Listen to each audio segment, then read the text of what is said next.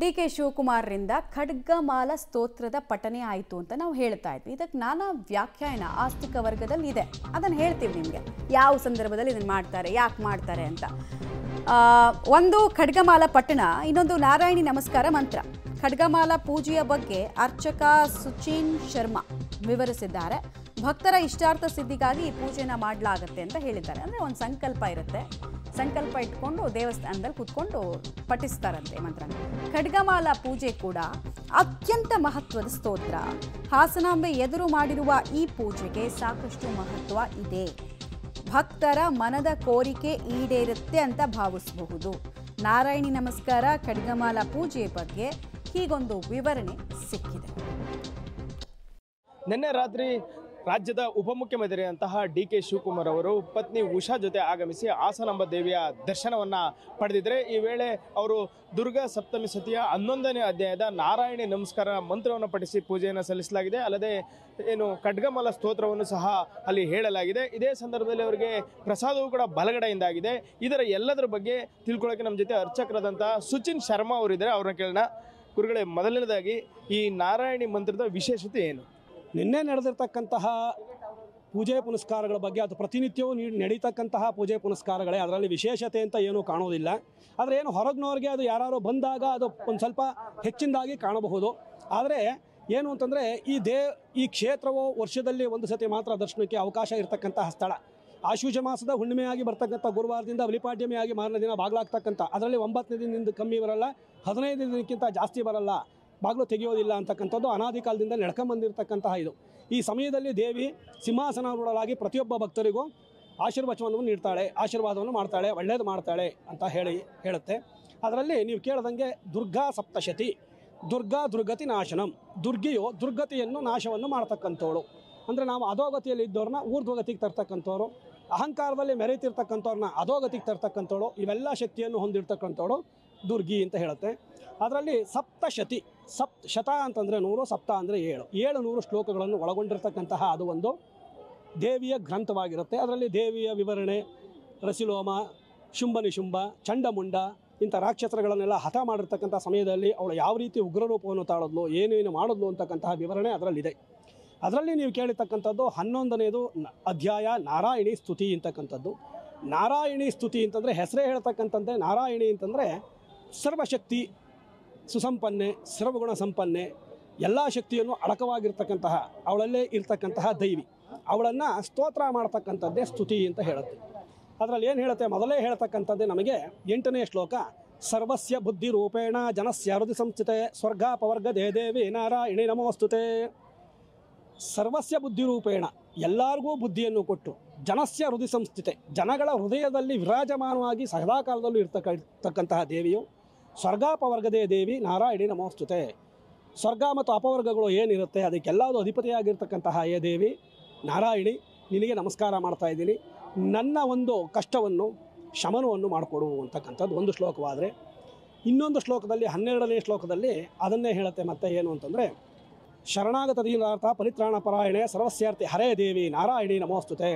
ಶರಣಾಗತರಿಗೆ, ಆರ್ತರಿಗೆ, ದೀನರಿಗೆ ರಕ್ಷೆಯನ್ನು ಕೊಡುತ್ತಾಯಿ ಅಂತ ಕೇಳ್ತಕ್ಕಂತಹ ಒಂದು ಇದು 55 ಶ್ಲೋಕಗಳನ್ನು ಒಳಗಿಟ್ಟುಕೊಂಡಿರ್ತಕ್ಕಂತಹ ಒಂದು ನಾರಾಯಣ ಸ್ತುತಿ ಅಂತಕ್ಕಂಥದ್ದು ಒಂದು ಅಧ್ಯಾಯ. ಈ ಅಧ್ಯಾಯದಲ್ಲಿ ಏನು ಅಂತಂದರೆ, ನಮ್ಮ ಮುಂಚೆ ಹೇಳ್ದಂಗೆ ಎಲ್ಲದು ಕರ್ಮ ಸಮರ್ಪಣೆ. ಭಗವತಿಯಲ್ಲಿ ನಾವು ಮಾಡಿರ್ತಕ್ಕಂತಹ ಒಳ್ಳೆಯ ಕೆಲಸವಾಗ್ಬೋದು, ಕೆಟ್ಟ ಕೆಲಸಗಳಾಗ್ಬೋದು, ಅದನ್ನು ಪಾದಾರ್ವದಗಳಲ್ಲಿ ಸಮರ್ಪಣೆಯನ್ನು ಮಾಡಿ ಅವಳ ಒಂದು ಏನಿರುತ್ತೆ ರೂಪವನ್ನು ನಮ್ಮ ಮನಸ್ಸಿನಲ್ಲಿ ತಗೊಂಡು ಹೃದಯದಲ್ಲಿ ಅದನ್ನು ಅವಳ ಆರಾಧನೆಯನ್ನು ಮಾಡುತ್ತಾ ಆ ಭಗವತಿಗೆ ಕ್ಷಮಾಯಾಚನೆ ಮಾಡ್ತಕ್ಕಂಥದ್ದೇ ನಾರಾಯಣಿ ಸ್ತುತಿಯಾಗುತ್ತೆ. ಈ ನಾರಾಯಣಿ ಸ್ತುತಿಯಿಂದ ಪೂಜೆ ಪುನಸ್ಕಾರಗಳನ್ನು ಮಾಡೋದು ಉದ್ದೇಶ ಏನು ಅಂತಂದರೆ, ಎಲ್ಲ ಅರಿಷ್ಟಗಳು ನಾಶವಾಗಿ ಎಲ್ಲರಿಗೂ ಒಳಿತಾಗಲಿ, ಒಳ್ಳೆಯದಾಗಲಿ ಅಂತ ಹೇಳಿ ಮಾಡ್ತಕ್ಕಂಥದ್ದು ಈ ಒಂದು ನಾರಾಯಣಿ ಸ್ತುತಿಯ ಒಂದು ಇದಿರುತ್ತೆ. ನಿನ್ನೆ ಅಷ್ಟಮಿ ದಿನವೇ ಬಂದು ಗರ್ಭಗುಡಿಯಲ್ಲಿ ಕುಳಿತು ಈ ನಾರಾಯಣಿ ನಮಸ್ಕಾರ ಮಂತ್ರವನ್ನು ಪಠನೆ ಮಾಡಿದರೆ ಇದರ ಅರ್ಥ ಅವರ ಮನಸ್ಸಿನಲ್ಲಿ ಇರ್ತಕ್ಕಂಥ ಆಸೆ ಈಡೇರ್ತೋ, ಅದು ಏನು ವಿಶೇಷತೆ ತೋರಿಸುತ್ತಿದ್ದು? ಇದು ನಮಗೆ ಕೀಲಕ ಸ್ತೋತ್ರದಲ್ಲಿ ಬರ್ತಕ್ಕಂಥದ್ದು. ಸೋಪಿ ಕ್ಷೇಮಾಂ ಆಪ್ನೋತೆ ಸರ್ವಮೇವನ ಸಂಶಯ ಕೃಷ್ಣಾಂ ವ್ಯಾವಾ ಚತುರ್ದಶ್ಯಾಂ ಅಷ್ಟಾಂ ವ್ಯಾವಾ ಸಮಾಹಿತಾ ಅಂತ ಹೇಳುತ್ತೆ. ಅಂತಂದರೆ ಎಲ್ಲರಿಗೂ ಕ್ಷೇಮವನ್ನು ಕೊಡ್ತಕ್ಕಂಥವಳು, ಸರ್ವಮೇವನ ಸಂಶಯ, ಇದರಲ್ಲಿ ಸಂಶಯ ಪಡ್ತಕ್ಕಂಥದ್ದೇ ಇಲ್ಲ. ಮನಸ್ಸಿನಲ್ಲಿ ನಮಗೆ ಸಂಶಯ ಅಂತಕ್ಕಂಥದ್ದೇ ಬರಬಾರ್ದು.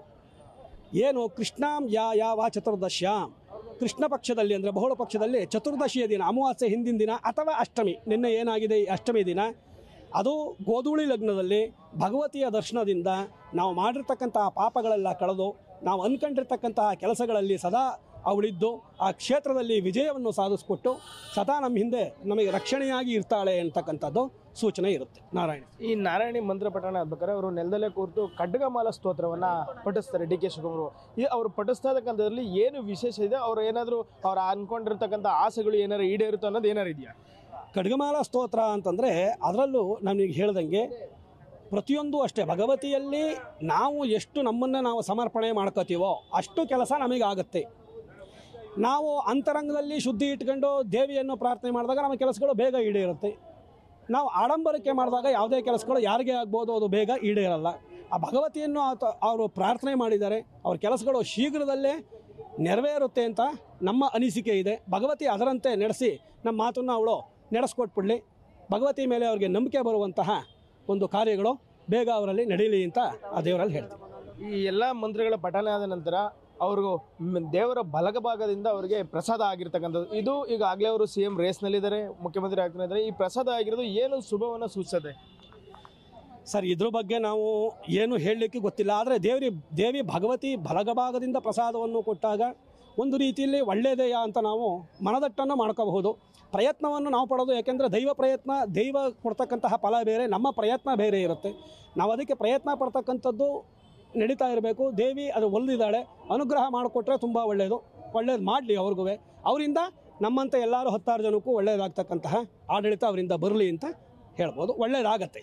ಪ್ರತಿ ವರ್ಷ ಅವರು ದೇವರ ದರ್ಶನಕ್ಕೆ ಬರ್ತಾರೆ. ಆದರೆ ಈ ವರ್ಷ ಒಂದು 11ನೇ ಅಧ್ಯಾಯ ಇರ್ಬೋದು, ಖಡ್ಗಮಾಲ ಸ್ತೋತ್ರದ ಇವೆಲ್ಲನೂ ಪಡಿಸಿರ್ತಕ್ಕಂಥದ್ದು ಅವ್ರ ಮನಸ್ಸಲ್ಲಿರ್ತಕ್ಕಂಥ ಆಸೆ ಈಡೇರುತ್ತಾ ಅಂತ. ಸರ್, ನಾನು ಹೇಳಿದ್ನಲ್ಲ, ಅವ್ರಿಗೆ ಹೇಗೆ ಅಂತಂದರೆ ಎಂ ಕಾಮಯತೆ ಕಾಮಂ ತಂ ಪ್ರಾಪ್ನೋತಿ ನಿಶ್ಚಿತಂ. ನಮ್ಮ ಮನಸ್ಸಿನಲ್ಲಿ ಏನೇನು ಆಸೆಗಳಿದೆ, ನಾವು ಭಗವಂತನ ಮುಂದೆ 1000 ಫೈಲ್ ಇಟ್ಟರೆ, ಒಬ್ಬ ಅಧಿಕಾರಿ ಮುಂದೆ ನಾವು 1000 ಫೈಲ್ ಇಟ್ಬಿಟ್ಟು ಅಷ್ಟಕ್ಕೂ ಸೈನ್ ಹಾಕ್ಕೊಡಿ ಸರ್ ಅಂದರೆ ಈಗಲೇ ಹಾಕ್ಕೊಡ್ತಾರೆ ಅಲ್ವಾ? ನನ್ನಂತೆ ಇನ್ನೂ 100 ಜನಗಳು ಆ ಫೈಲನ್ನು ಕೊಟ್ಟಿರ್ತಾರೆ, ಅವ್ರದ್ದು ಎಲ್ಲ ನೋಡಬೇಕು ಮಾಡಬೇಕು. ಅದರಂತೆ ಭಗವಂತಿ ಮುಂದೆ ಇವ್ರದ್ದು ಫೈಲು ಕೊಟ್ಟಿದ್ದಾರೆ. ಬೇಗ ಅನುಗ್ರಹಿಸಲಿ, ಒಳ್ಳೇದು ಮಾಡಿಕೊಡ್ಲಿ. ಅದರಿಂದ ಒಳ್ಳೇದಾಗದಂತೂ ನಿಶ್ಚಿತವಾಗುತ್ತೆ. ಕೆಲವೊಂದು ಕಾರ್ಯಗಳು ಯಾವುದೇ ಅಡೆತಡೆಗಳು ಅಥವಾ ವಿಘ್ನಗಳು ಅಂತ ಏನಿರ್ತೀವಿ ಅದನ್ನು ಪರಿಹಾರ ಮಾಡಿಬಿಟ್ಟು ಅವ್ರು ಮಾಡಿಕೊಡ್ಬೇಕಾಗತ್ತೆ.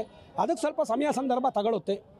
ಈ ಕೆಲವೊಂದು ಕೆಲಸಗಳು ಬೇಗ ಈಡೇರ್ತಕ್ಕಂತಹ ಸಾಧ್ಯತೆಯೂ ಇದೆ. ಅದರಲ್ಲಿ ಇವ್ರು ಅಂದ್ಕೊಂಡಿರ್ತಕ್ಕಂತಹ ಪ್ರಧಾನವಾಗಿ ಏನು ಮನಸ್ಸಲ್ಲಿ ಅಂದ್ಕೊಂಡಿದ್ದಾರೆ ಅದು ನೆರವೇರಲಿ ಅಂತ ಆ ದೇವಿಯಲ್ಲಿ ಪ್ರಾರ್ಥನೆ ಮಾಡ್ತಾರೆ. ಇದು ಉಪಮುಖ್ಯಮಂತ್ರಿ ಡಿ ಕೆ ಶಿವಕುಮಾರ್ ನಿನ್ನೆ ಏನು ವಿಶೇಷವಾದಂಥ ಪೂಜೆ ಸಲ್ಲಿಸಿದ್ರು ಅದರ ಮಹತ್ವವನ್ನು ಈಗ ಅರ್ಚಕರಂತ ಸುಚಿನ್ ಶರ್ಮಾ ಅವರು ಹೇಳಿರೋದು. ಕ್ಯಾಮ್ರಾ ಪರ್ಸನ್ ನಾಗರಾಜ್ ಜೊತೆ Shashidhar BC public TV Hassan.